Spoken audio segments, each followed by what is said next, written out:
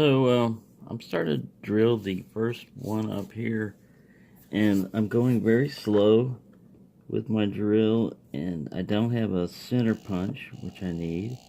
And my screw extractor is too big. I mean, my broken screw extractor. The one, like I said, the kit that I ordered wasn't very expensive, but I expected to have it to rectify the situation. So I'm using it kind of like a mill, going sideways. I want to try to, basically, I'm going to destroy this cap, but I'm trying not to get too wide with it, or too deep. I might have to go deep enough.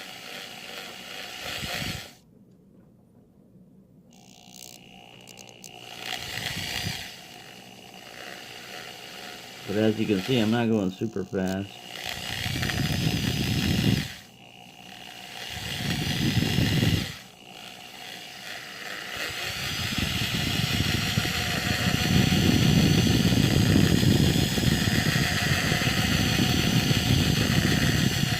Just trying to oval it out a little bit.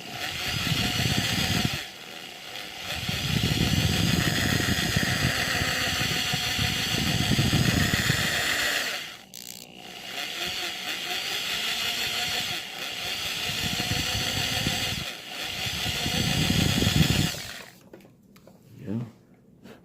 I don't know how good that does. I'll get a little pick and try to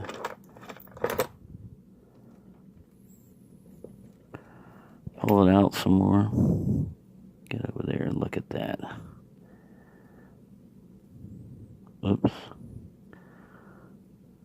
Anyway, there, my vice head didn't tilt down. The other one should be easier, because usually this is a longer pin on here, and yeah. But that's how far I've gotten. That's how far I've gotten so far, which is not very far. Zoom back out. There you go. So you might find this interesting, as what not to do. As I drilled out the cap, I got the cap completely drilled out, and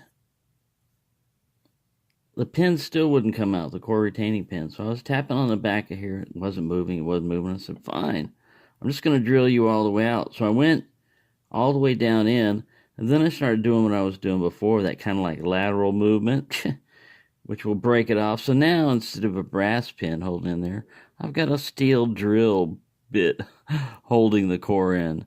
So all we're going to be able to find from this one, see, what I was trying to do is, if I drill out the core retaining pin and remove it, and then I drill out all the other end caps and remove the pins and springs, well, then you can take the core out. Well, if you've got the core out, it's much easier to make a key. All you got to do is get a blank key to fit this, file it down to fit the pins, reinsert it, just get some brass rod, or even grub screws, like I said, that I was thinking about originally, and reinsert everything, and you've got a functioning lock again. The grub screws look kind of funky, and the brass ones you could file back up and round off the profile. And without a really close examination, you wouldn't be able to tell that that it had been messed with. But that's not just to be unscrupulous; it's just to make it restore it to its original condition, if you could. But in this case, we're just going to find out what kind of springs and drivers this thing has, because now I've made it even worse. But I knew this one was going to be the most difficult. It doesn't have a spring in there. It usually just has a cap and a long rod down there to, keep the core in place. Doesn't even need a spring. And they're the most difficult to get to. With this long lock body, you run into those kind of difficulties. So there you go. There's what not to do. Thought I'd just show that to you for anybody who wanted to go down that route. All right, so I found something very interesting. I managed to get the drill bit piece out, And I just pulled out pin number 5, and let me show you what I found. I haven't pulled the rest of them out yet, but a very compressed and mangled spring, which is what I was expecting because of the light thing, and a standard key pin. But look at this driver, rounded on both ends like a key pin. That's the driver. If they're all in there like that, it would seem like it would be easier to open. It's not exactly a T-pin. It's smooth. It's not stepped down. It's more gradual. You have a slight, I'm going to check that. I'm going to look at that without the camera, but I don't think the key pin is tapered at all. But yeah, the same profile you have on the key pin end is what we have on a driver. And of course, mangled springs. And the caps on this thing are very long on this padlock. I mean, they go way down in there before you get to the core. So, this one may never be returned to its original functioning condition. But I was very curious about these pins, and I'm going to continue and pull the rest of them out. But so far, that's what we've got. Let me go ahead and zoom in as much as I can. Show you that rounded profile. And they're very compressed, and that wasn't from drilling it out either. I mean, I pulled this part out and then just tapped the springs out. So there you go, and there's my piece of drill bit that I managed to get out of that thing. So I haven't gone far enough on the core retaining thing yet. But yeah, I just thought I'd show you that. Alright, so I thought I was finished with this when the core slipped out. I said, you know, now all you gotta do is just manipulate that and you can open the lock.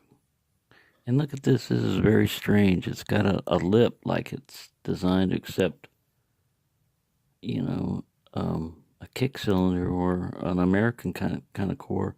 Anyway, this thing will only go in one way. You try to turn it clockwise or counterclockwise, nothing. No pop of the shackle, nothing, right? I thought, well, maybe I'm putting it in upside down, you know.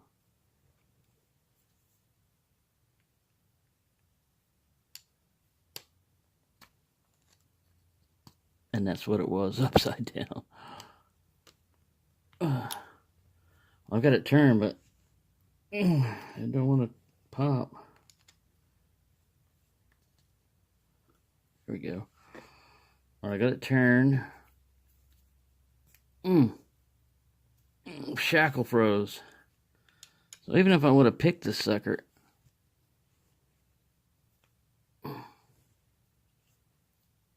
you don't want to come out. Get a bigger hammer. There we go. Ball bearing mechanism, finally.